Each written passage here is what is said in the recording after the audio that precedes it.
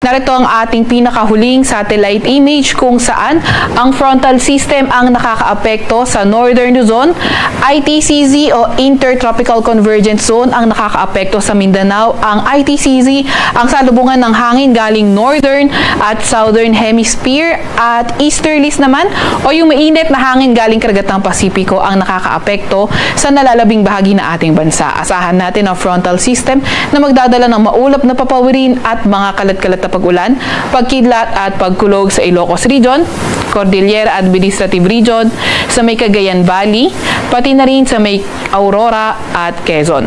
Samantalang ITCZ naman, asahan natin na magpapaulan sa Mindanao at Southern Leyte.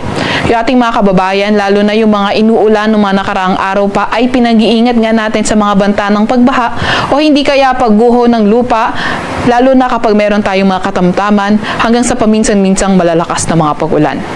Para naman sa lagay ng panahon, sa Metro Manila at nalalabing bahagi ng ating bansa, bahagyang maulap hanggang sa maulap na papawiri na ating inaasahan at may mga tsansa pa rin ng mga localized thunderstorms. So, etong mga localized thunderstorms, usually talaga mararanasan natin ito pagdating ng hapon hanggang sa gabi. Kaya yung ating mga kasamahan sa Regional Services Division ay maglalabas ng mga thunderstorm advisory, rainfall advisory o hindi kaya heavy rainfall warning kung kinakailangan.